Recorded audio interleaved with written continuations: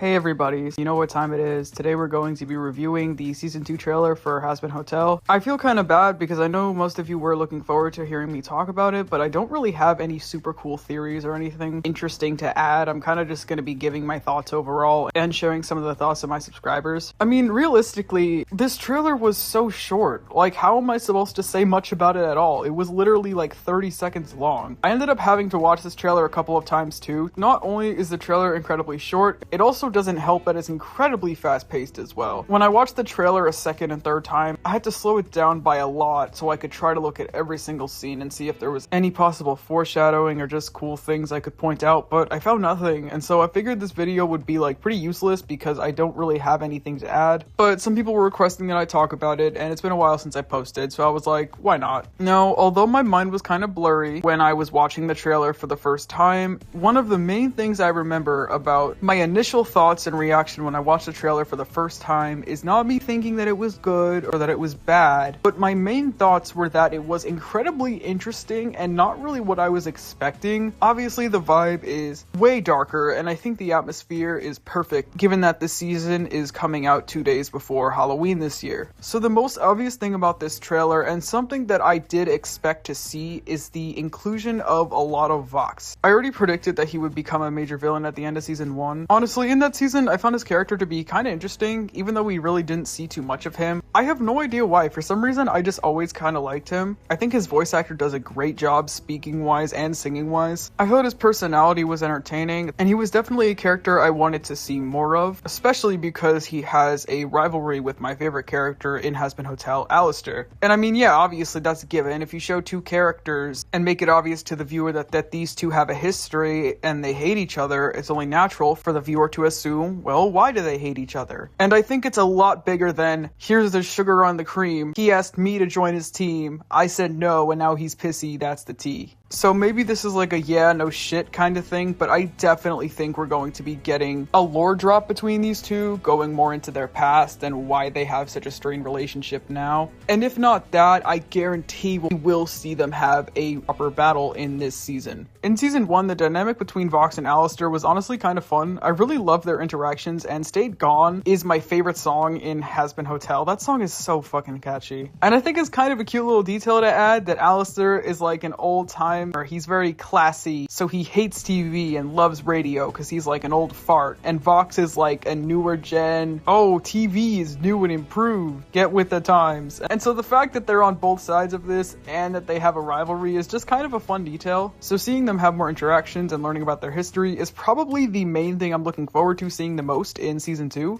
This kind of goes along with that, but I also really want to see Vox's powers. I'm sure they're awesome. I think he has potential to be a very cool character, and so I hope that Vees and her team does him justice. From the looks of it in the trailer, he looks like he's going to be awesome, and so I'm really hyped to see what they do with him. Next, I'd like to talk about the brief interaction that Vox has with Val and Velvet. And when I first watched the trailer, my dumbass had absolutely no idea what this conflict could be about, but someone in my Discord server actually had a good idea, and so I'm stealing it with permission. Vox is probably getting a little too out of control, so the other Vees will start becoming more reluctant to indulge in his plans. This is actually incredibly interesting and makes a lot of sense. I was wondering why Vox was so prominent in the trailer while Valentino and Velvet weren't, and this could very well be the reason for that. Maybe Vox will sort of go against them in the end, or maybe he just decides to do things his own way for once, just for a little while because he gets too power hungry. Even when I first watched the trailer for the first time, even though I had no idea what this argument could be about,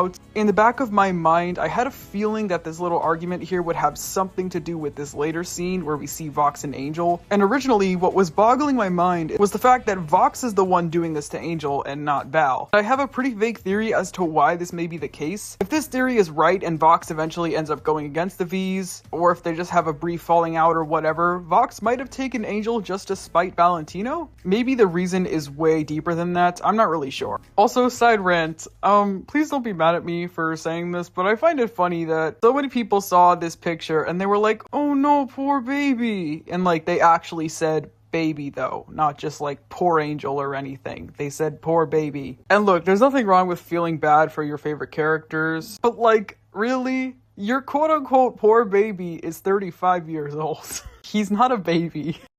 It kind of reminds me of K-pop fans when they'll be like, insert K-pop idol is so precious, ooh, small bean baby. And then they're like in their late 20s or early 30s. Like, we can feel bad for characters and want to comfort them without treating them like children. I'm sorry, just the infantilization of Angel makes me so uncomfortable. Moving on, Lucifer's entrance is awesome. Not really much else to say about this. However, he does actually look kind of evil here. I don't know if that's just a stylistic choice, or if he ends up turning on the hotel because he was forced to or something, or maybe he's been evil all along, I don't know. Vivzy did say that this season would be brutal, so I'm expecting anything at this point.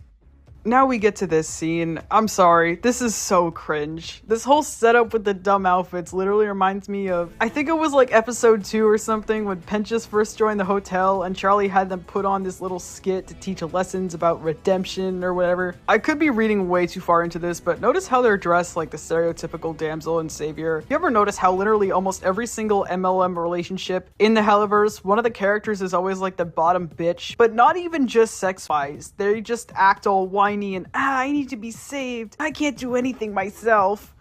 Oh, Blitzy, I need my bodyguard, please. How is this happening? I was just supposed to grab some gas station milk and rehearse some juggling. Oh, relax. I'm sure your big royal chicken ain't gonna let anything happen to his peppy little fuck doll.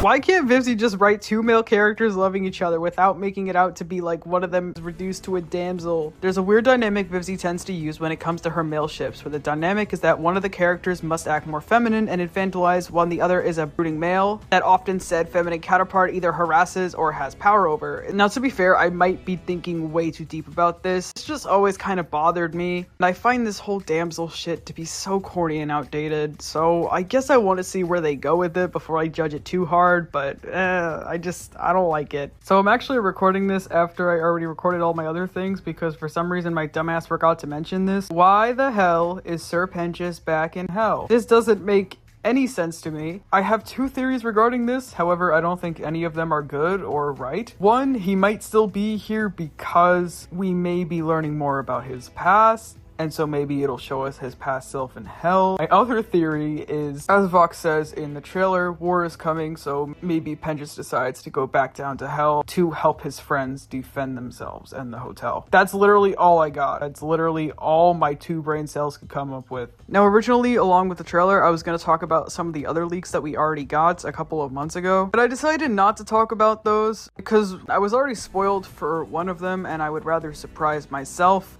I am wondering if Vivzy decided to keep all of that stuff in even though it got spoiled for a majority of the fanbase, or if she decided to scrap it and write over it. We won't find out until late October though, so all we can really do is wait. So overall, I thought that this trailer was actually pretty good. Honestly, I am kind of looking forward to seeing season 2. I mentioned in my community post that I just recently rewatched season 1 so I can make a Hazbin related video with a fresh mind, and honestly, I feel like I picked the perfect time to rewatch season 1. Now, obviously, I know that these shows are about demons in hell, like they obviously have darker tones, but humor is very lighthearted, and the shows normally don't take themselves too seriously, so seeing a trailer that was this dark was definitely surprising. Admittedly, the trailer did look pretty fucking sick, so I'm honestly really looking forward to seeing what Hazbin Hotel Season 2 has to offer. From the looks of it, I think it's going to be pretty good. Let me know your thoughts on the trailer, and if you noticed anything else in the trailer that I didn't point out in the comments below. Thank you guys so much for watching. I'll be sure to try and get that other Hazbin video that I've been working on for the past few days out as soon as I can. Anyway, I hope to see you guys in the next video.